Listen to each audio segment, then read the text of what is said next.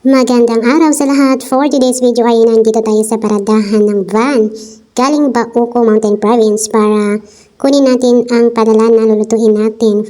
Very special ito, kinudoy or in English, smoked meat. At yung isa naman, tinatawag naming inasinan or sun-dry with salt ganern. At ito na nga, nakuha na natin, inaamoy pa ng aking asawa.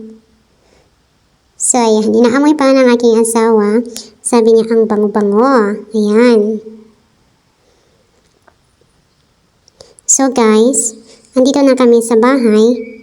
Buksan natin itong special package natin.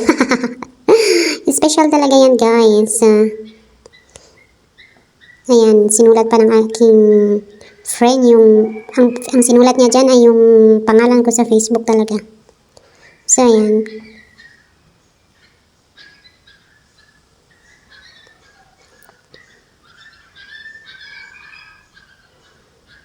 Gusto lang namin ipakita kung gaano kaganda yung ating kinudoy and inasinan na pork meat. Special ngayon kasi galing sa Mountain Province, sa Bauco. Oh. Tignan nyo kung gaano kaganda ang paggawa nila. Mabango, malinis. Ayan. At saka walang uod po yan. Kita nyo naman, di ba? Hindi na kailangan sabihin char. At ito naman yung sinasabi kong sun-dry. Sun-dry with salt. Oh, ayan. 2 kilo yan.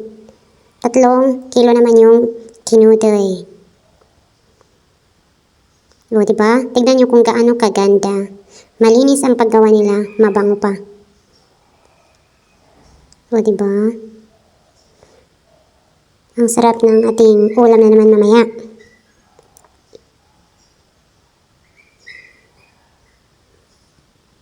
O, diba? Ang ganda-ganda. Legit eh. Kung gusto nyong mag-order ng ganyan, i-search nyo lang yung kanyang page. Dixon Kudod TV. Ayan. At namimigay din siya ng free sa mga nagla-like, nag-follow, mag-share sa kanyang video. Oh, ayan. Tignan nyo. Ganda-ganda, diba? Tsaka walang uod yan kasi maraming nagsasabing may uod lahat. Hindi po lahat ay may uod. Baka yung iba lang ang paggawa nila hindi nabantayan at nadapuan ng langaw kaya ayun, nauuod. Pero ito malinis, walang uod. Pinapakita ko kung gaano kaganda. So, ayan. I-slice ng asawa ko para kuha lang kami ng iluluto for dinner. Yung iba naman, ilalagay namin sa freezer para may stock kami panghalo ng mga gulay, ganun. Ayan. Sabi ko sa kanya, ipakita niya kung gaano kaganda yung paggawa nila. O, diba, paulit-ulit ako. Kasi nga, legit. Highly recommended ang kanilang produkto. So, ayun, tignan nyo kung gaano kalinis.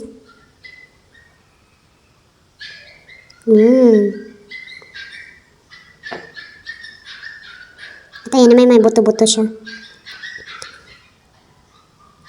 Habang ako ay nagpo-voice over, natatakam ako. Diba? Tignan nyo kung gaano kaganda, diba? Ang linis, tapos ang ganda pa ng itsura niya. At ang ganda-ganda talaga ng paggawa. O, diba? Unlimited ako sa maganda ang paggawa. Kasi totoo, o, diba? Namumula-mula pa. O, ayan. Yan ang special namin dito sa Benguet. Special na pinapaharap sa mga bisita pag meron. O, diba? Kasi gustong-gusto namin itong ulam. Siyempre, yung iba naman hindi. So, ang iluluto namin ngayon ay itong smoked meat, kinudoy. Yan yung tinatawag namin ditong kinudoy.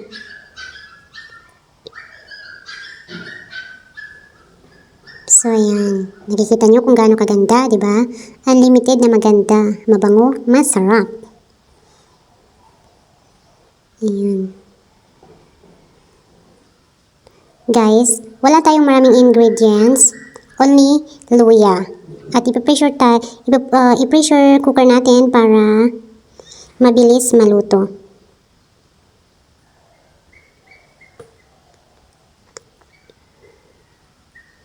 At ayan, hugasan natin itong cardies or tinatawag na green beans. Yan ang ating ihahalo dyan sa ating kinudoy.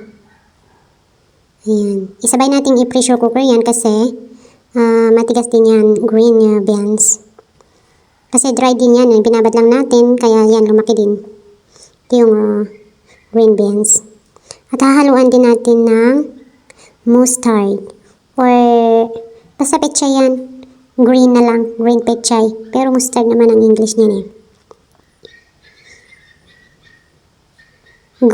Good combination yan. Masarap pa. Pag yan ang ihalo. Kasi pag kaming magluto niyan, kinudoy or smoked meat, dapat may mga gulay talagang halo. Kasi, guys, maalat po yan. Hindi pwedeng walang gulay. Kaya hindi natin lalagyan ng salt. Kasi maalat po yung smoked meat natin. Kaya magandang may ihahalong gulay. So, ayan. Okay na yung ating cardies na ihalo at saka yung mustard. Kumukulo na.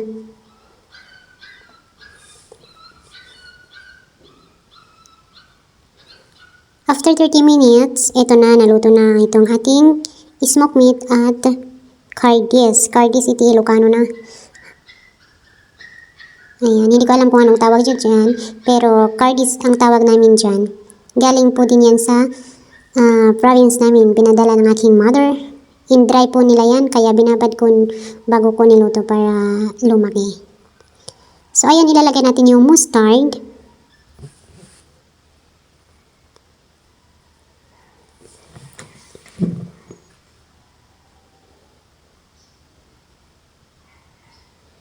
At ayan, haluin lang. Mga 5 minutes o okay na yan, guys.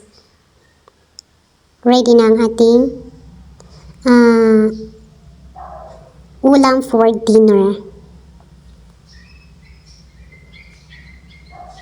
Guys, amoy pa lang. Ang sarap-sarap na. Diba?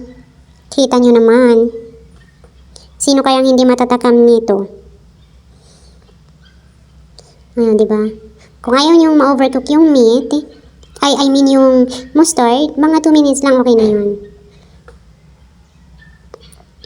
So guys, thank you po sa panonood in advance sa aking mga video. So ayan, sino hindi matatakam niyan, guys?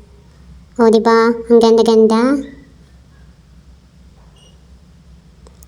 So kain na po kami ng dinner.